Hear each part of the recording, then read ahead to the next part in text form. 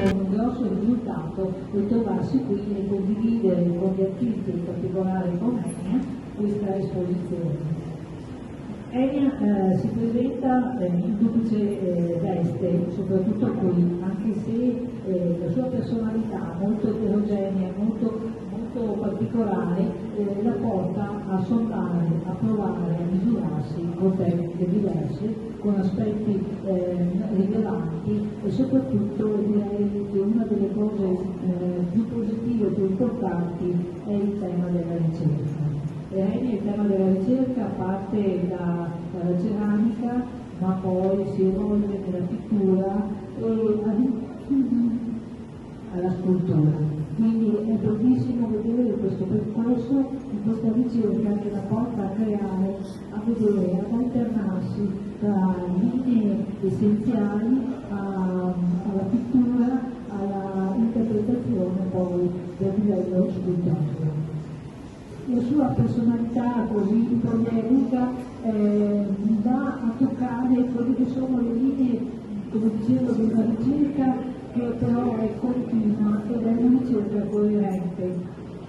Pur sembrando frutto di personalità diverse, in realtà troviamo che questa è invece una sua rivisitazione critica e importante dell'immagine come analisi dello sfondo, della visione, della realtà e soprattutto della realtà che riesce a frammentare la forma, la dissocia, creando quello che è il livello di un concetto di contenuti, di forze intime e ancora più di sensazioni.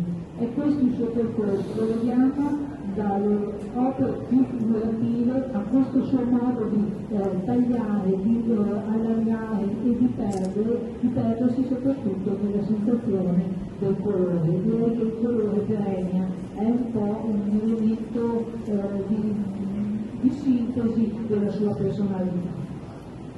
Per cui i paesaggi, le nature morte vengono inseriti in una sintassi che riesce a negare la composizione. La risoluzione tonale, i materiali usati sono dei bei momenti estetici che creano determinazioni di incontri e di ricordi, ambiente e natura nella ciclicità delle stagioni. Lo vediamo nelle immagini delle montagne, ma lo vediamo anche nelle composizioni floreali. La singolarità dell'inverno, il colore del sole nei campi di fiori, di papaveri, il verde e il giallo nella viola delle composizioni floreali. È un rapporto che affascina nella sua pittura e la rappresentazione è strutturata in analogie e una riflessione che coincide con l'esperienza individuale che lascia parlare il colore e la forma, facendo così vibrare la sua materia nella presenza e nella molteplicità dei punti di vista, senza perdere mai il legame con quelle esperienze tecniche che sono proprie di ogni sua espressione. Poi accanto a questo direi che un punto importante diventa l'eleganza e il segno.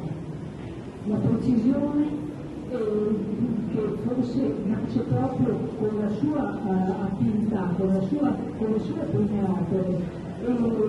La ceramica, il disegno della ceramica, sono molto belle le ceramiche di Enia, io l'ho visto nella sua casa e quindi ho potuto ammirare quella ricerca perché anche qui come la scrittura uno degli aspetti importanti è il vedere il prodotto finito, perché il prodotto finito crea sempre qualche sorpresa, magari un punto di partenza che poi vedremo, anche qui scopriremo che differenzia il prodotto stesso. Però questo ha portato Enia a lavorare con quella precisione e con quell'eleganza che diventa anche un'evoluzione sia verso l'astratto ma anche verso tutto il suo lavoro e il lavoro particolare dello scultore.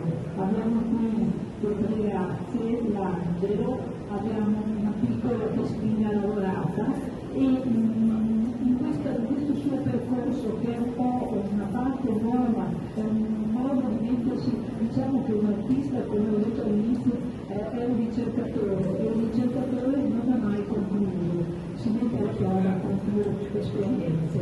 E qui nel lavoro della scultura riprende i temi classici. Sono quei temi che vengono lavorati con sobrietà, bellezza ed eleganza, e nel legame poi con il mito.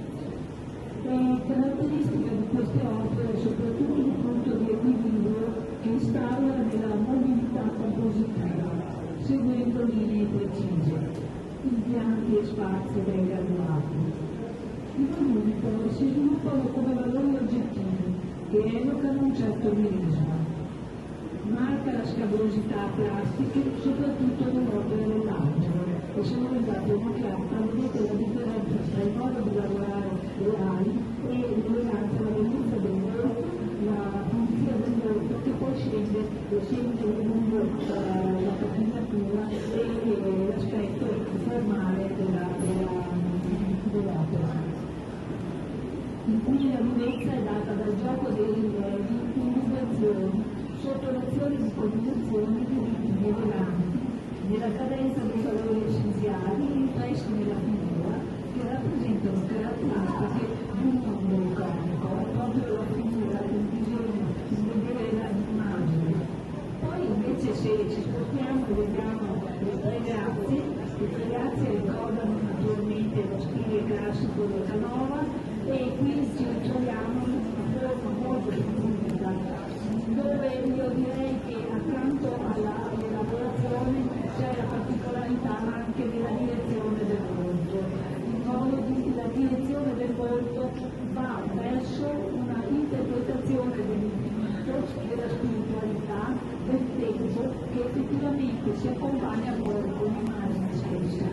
Direi che nasce un po' con gli egiziani, sono i primi che danno un'impronta fondamentale a quello che è il tema della direzione, e questo proprio per sottolineare quello che può essere il messaggio che l'opera stessa realizza. Le grazie e le unità olometriche sono molto accurate e delicate, anche qui troviamo una precisione essenziale, e la ricerca del mito e l'interpretazione personale dei valori unici sono proposti proprio attraverso le opere con una singolarità particolare. Attaia, Fosine e Ciania, dicono il splendore, la gioia, la prosperità del mondo, sono anche un po' una bellezza femminile che interpreta accostare in tre momenti particolari soggetti, dedicandoli con una tecnica colorazione che danno scritto